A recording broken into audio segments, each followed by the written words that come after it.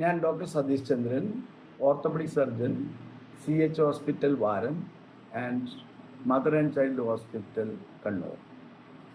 ഞാൻ ഇന്ന് നിങ്ങളോട് സംസാരിക്കാൻ ഉദ്ദേശിക്കുന്നത് വളരെ സാധാരണമായി കണ്ടുവരുന്ന ഷോൾഡറിനെ ബാധിക്കുന്ന ഒരു അസുഖത്തെ പറ്റിയാണ്.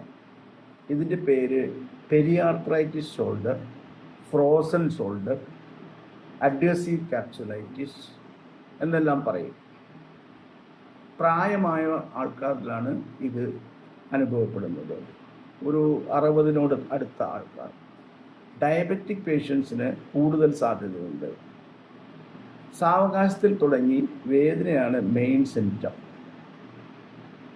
ഒരു നീണ്ട കാലാവധിയുള്ള ഒരു അസുഖമാണ്.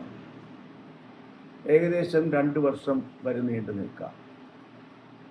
തുടക്കത്തിൽ 6 മാസം അസഹ്യമായ വേദന, പ്രത്യേകിച്ചും രാത്രി ഉറക്കത്തിൽ എന്തെങ്കിലും ചെറിയ മൂവ്മെൻറ്റ്സ് ഭയങ്കര പെയിൻഫുൾ ആയിരിക്കും. മൂവ്മെൻറ്റ്സ് പിന്നീടുള്ള 6 മാസം പെയിനും സ്റ്റിഫ്നെസ്സും ഉണ്ടാവും. സ്റ്റിഫ്നെസ് എന്ന് പറഞ്ഞാൽ ഷോൾഡർ വേണമല്ലോ നമ്മളുടെ പല പല സംഗതികൾക്കും മൂവ് ചെയ്യേണ്ട ജോയിൻറ്റ്സ്. ആനകൾക്ക് തുമ്പിക്കൈമാരി നമുക്ക് എല്ലാ സ്ഥലത്തേക്കും എത്തണമെങ്കിൽ ഷോൾഡറിലാണ് റൊട്ടേഷൻ നടക്കുന്നത്.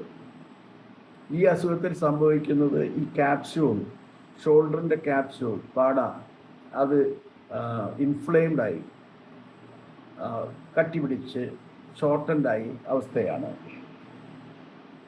പിന്നെ അവസാനത്തെ 6 മാസം ഒരു 2 കൊല്ലത്തോടടുക്കുമ്പോഴേക്കും ഈ സ്റ്റിഫ്നെസ്സും പെയിനും ഗ്രാജുവലായിട്ട് കുറയും.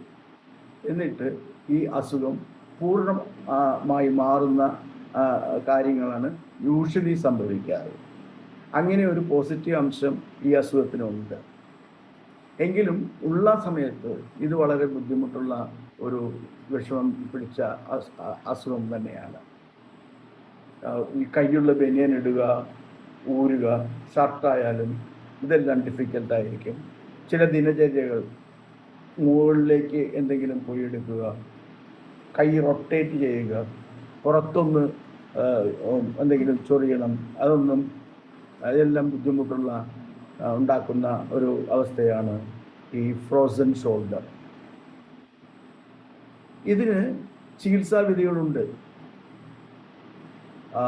മൈൽഡ് കേസുകളിൽ ആൻറ്റി ഇൻഫ്ലമേറ്ററി ഡ്രഗ്സും, ചൂട് പിടിച്ചാൽ നല്ല ആശ്വാസമാണ്, ദിവസവും ചൂട് പിടിക്കാം.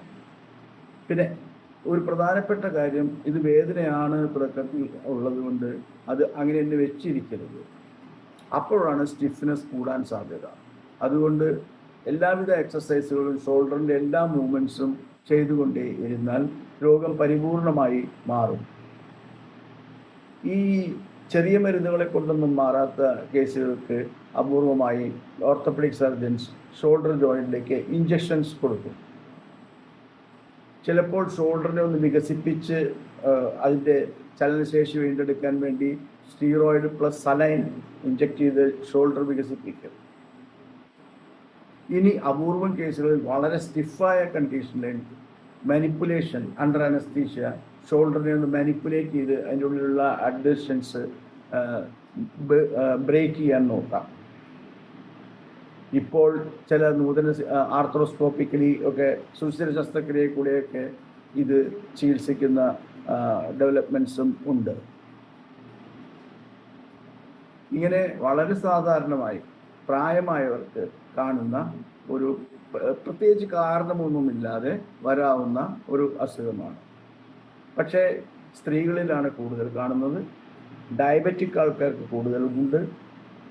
അതുപോലെ എന്തെങ്കിലും ഷോൾഡർ ഇഞ്ചുറിയോ അല്ലെങ്കിൽ ഹാർട്ട് എന്തെങ്കിലും സ്ട്രോക്ക് അടിക്കുകയോ ഇങ്ങനെ ചില അസുഖങ്ങളിലും ഈ പെരിയാർത്രൈറ്റിസ് അതിനോട് അനുബന്ധിച്ച് വരാം. ഏറ്റവും പോസിറ്റീവായ കാര്യം, ഇത് ചികിത്സിച്ചാൽ വേഗത്തിൽ അല്ലെങ്കിൽ താമസിച്ചിട്ടാണെങ്കിലും പരിപൂർണ സുഖം കിട്ടാം മിക്ക രോഗികളിലും. നന്ദി, നമസ്കാരം.